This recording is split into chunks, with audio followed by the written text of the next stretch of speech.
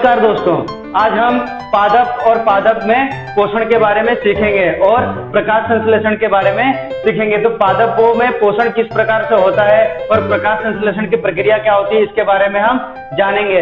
तो पादप किसे कहते हैं? जो पेड़ पौधे वनस्पति होते हैं उनको हम क्या कहते हैं? पादप कहते हैं। ठीक है, उन्हें क्या कहते हैं? हम पादप कहते हैं। और वो प्रकाश संश्लेषण की प्रक्रिया करके अपना पोषण किस प्रकार से करते हैं। तो आज का चैप्टर का नाम है पादपों में पोषण। ठीक है, पादप पोषण किस प्रकार से करें, वो अपनी वृद्धि किस प्रकार से करते हैं, वो छोटे पौधे से बड़ा पौधा किस प्रकार से बनते हैं। जैसे हम मनुष्य छोटे होते हैं, फिर उसके बाद हमको बड़ा होने के लिए हमें वृद्धि करने के लिए क्या जरूरी होता है? पोषक तत्वों की जरूरत होती है। किसकी जरूरत होती है? पोषक तत्वों की जरूरत होती है। तो पोषण के तत्व क्या होते हैं? पोषक तत्व क्या क्या होते हैं? जैसे भोजन के पोषक तत्व, जैसे यहाँ पे दिख रहा है कि भोजन के पोषक तत्व क्या होते हैं, यानी भोजन के पोषक घटक। तो कार्बोहाइड्रेट, प्रोटीन, वसा, खनिज लवण, जल, विटामिन, ये सारे क्या होते हैं? भोजन के तत्व होते हैं। क्या होते हैं? ये भोजन के तत्व होते हैं, यानी भोजन के पोषक तत्व होते हैं। तो भोजन के पोषक तत्व ये सारी चीजें होती है। तो इन सारी चीजों को अपने खाते हैं भोजन द्वारा, और उसमें से हमको क्या मिलती है? ऊर्जा मिलती है। ठीक है, उसके द्वारा ऊर्जा मिलती है, हमें काम करने के लिए जो ताकत है वो हमको मिलता है। ठीक है, उसी प्रकार अगर पादप को अगर वृद्धि करना हो, उसको बढ़ना है, तो उसको भी कुछ चाहिए।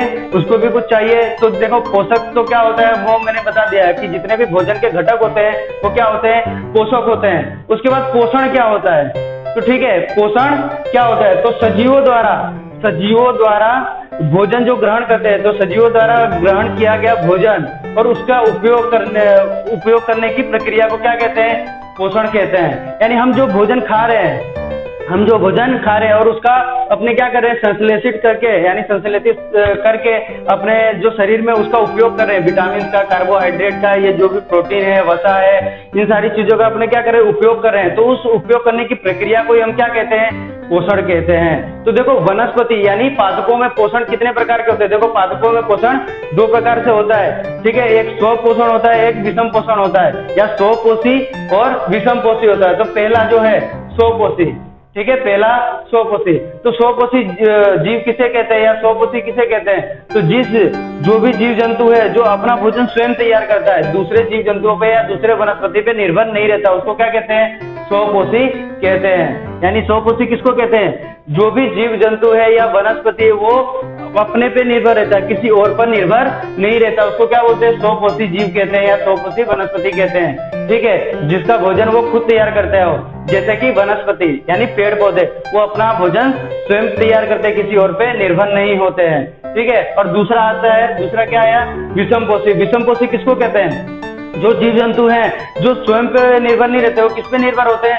दूसरों पे निर्भर होते हैं, दूसरे अन्य जीव जंतुओं पे निर्भर होते हैं, या तो अन्य वनस्पति पे निर्भर होते हैं। जैसे हम मनुष्य और सारे जीव जंतु प्राणी, वो किस पे निर्भर होते हैं? दूसरे जीव जंतुओं पर निर्भर होते हैं। किस लिए निर्भर होते हैं? कि हम जैसे मनुष्य हैं, वो अगर मांसाहारी हैं तो अन्य जीव जंतु को मार के खाते हैं, उनसे अंडा प्राप्त करते हैं या अन्य वस्तुएं प्राप्त करते हैं। अगर शाकाहारी हैं तो अन्य वनस्पतियों पे, जैसे गेहूं, चावल, ये सब किससे आता है? वनस्पतियों से आता है। जो भी सब्जी है, फल फ्रूट है, किससे मिलता है हमको? वनस्पति। तो हम मनुष्य और जीव जंतु हमेशा दूसरों पे निर्भर होते हैं, लेकिन वनस्पति किस पे निर्भर होते हैं? जो भी पेड़ पौधे हैं वो स्वयं पोषी होते हैं, खुद पर निर्भर रहते हैं। अब देखो, पहला स्वयं पोषी हो गया और विषम पोषी हो गया।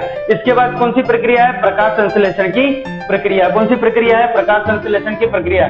तो जो पेड़ पौधे होते हैं उनको वृद्धि करने के लिए क्या चाहिए होता है? प्रकाश संश्लेषण की प्रक्रिया चाहिए होता है। अगर वो प्रकाश संश्लेषण नहीं करेंगे तो उनमें वृद्धि नहीं होगा, क्योंकि प्रकाश संश्लेषण की प्रक्रिया करके ही पेड़ पौधे अपना भोजन तैयार करते हैं। तो किस प्रकार तैयार करते हैं? आप जैसे आकृति में देख रहे हो, ठीक है, आकृति में दिख रहा है, ये एक पेड़ है। पेड़, इसकी जड़ें हैं और इसकी पत्तियां हैं। क्या है? इसकी जड़ें हैं और इसकी पत्तियां हैं। अब जो जड़ें हैं, जड़ों से क्या करेगा? अपने जो पानी डालते हैं, जड़ों में जो पानी डालते हैं कहीं से भी आता है, तो उस पानी को और खनिज लवण जो मिट्टी में होता है उसको अपने पत्तियों तक पहुंचाएगा, और पत्तियों से क्या होगा? प्रकाश संश्लेषण की प्रक्रिया स्टार्ट होती है। ठीक है, तो चलो स्टार्ट करते हैं। देखो, यहाँ पे जो सूर्य दिख रहा है, सूर्य की किरणें कहाँ पे पड़ती है? पेड़ के पत्तियों पे पड़ रही है। अब पेड़ की पत्तियां क्या करती है, पेड़ की पत्तियों में क्लोरोफिल नामक क्या होता है, हरा वर्णक होता है या हरा वर्णक होता है। तो क्लोरोफिल नामक हरा वर्णक पत्तियों में होता है। अब पत्तियों में जब सूर्य की किरणें गिरती हैं, सूर्य की किरणें आती तो पत्तियों द्वारा एकत्रित होती है, क्या होती है, हरा वर्णक के कारण, क्लोरोफिल के कारण क्या होता है, वो एकत्रित होते हैं। अब एकत्रित होने के बाद क्या हो रहा है, एकत्रित होने के बाद जो हवा में है, हवा में क्या है, कार्बन डाइऑक्साइड। जैसा कि हम सब जानते हैं कि जो पेड़ पौधे होते हैं कार्बन डाइऑक्साइड हवा से लेते हैं और क्या करते हैं, ऑक्सीजन को छोड़ते हैं, यानी ऑक्सीजन हमें देते हैं। तो जो कार्बन डाइऑक्साइड है हवा से, उनकी पत्तियों द्वारा, उनकी पत्तियों में क्या होते हैं, छोटे छोटे छिद्र होते हैं, रंध्र होते हैं। तो छिद्रों द्वारा हवा में से, एटमॉस्फेयर में से, अपने वातावरण में से क्या करते हैं, वो कार्बन डाइऑक्साइड को पत्तियों में इकट्ठा करते हैं। पत्तियों में क्लोरोफिल होता है और सूर्य प्रकाश की किरणें पत्तियों में आकर एकत्रित होती है और अपनी जड़ों से क्या करते हैं, पानी और खनिज लवण कहाँ लेके आते हैं, जड़ों से पानी और खनिज लवण पत्तियों तक लेके आते हैं, तनाव द्वारा, उनकी जो तनाएं होती है उनके द्वारा पत्तियों तक लेके आते हैं और वहां पे भोजन वो तैयार करते हैं। तो पेड़ों में प्रकाश संश्लेषण की प्रक्रिया करने के लिए कौन कौन सी चीजें, घटक चाहिए होता है, कार्बन डाइऑक्साइड, पत्तियों में जो क्लोरोफिल होता है वो, कार्बन डाइऑक्साइड, क्लोरोफिल और खनिज लवण, जल इत्यादि चाहिए होता है और प्रकाश भी चाहिए होता है, क्योंकि प्रकाश संश्लेषण की प्रक्रिया जो प्रकाश नाम ही है, तो प्रकाश तो चाहिए कि सूर्य प्रकाश की किरणें उनके ऊपर आनी चाहिए, तभी वो प्रकाश संश्लेषण की प्रक्रिया पूरी होगी यानी पूर्ण होगी। ठीक है, तो क्या होता है, कार्बन डाइऑक्साइड, प्रकाश, सूर्य प्रकाश, खनिज और जल, फिर नाइट्रोजन गैस भी उपयोगी है। ठीक है, खनिज लवण के साथ नाइट्रोजन गैस इत्यादि चीजें इनको प्रकाश संश्लेषण के लिए चाहिए। ठीक है, तो ये प्रकाश संश्लेषण की प्रक्रिया इस प्रकार से पूरा होगा। तो उसके क्या करेंगे, जड़ों द्वारा वो पानी को और खनिज लवण को और नाइट्रोजन, जो वो एटमॉस्फेयर में सबसे ज्यादा क्या है, नाइट्रोजन है, और नाइट्रोजन सबसे ज्यादा होने का क्या कारण है कि नाइट्रोजन गैस जो है वो क्या होती है, जो मिट्टी में मिली होती है वो जड़ों द्वारा कहाँ आती है, पेड़ों में आती है। और पेड़ों को वृद्धि करने के लिए नाइट्रोजन गैस आवश्यक होता है कि पेड़ जब वृद्धि करे तो नाइट्रोजन गैस होनी ही चाहिए, इसलिए अपने वातावरण में सबसे ज्यादा क्या है, नाइट्रोजन गैस है।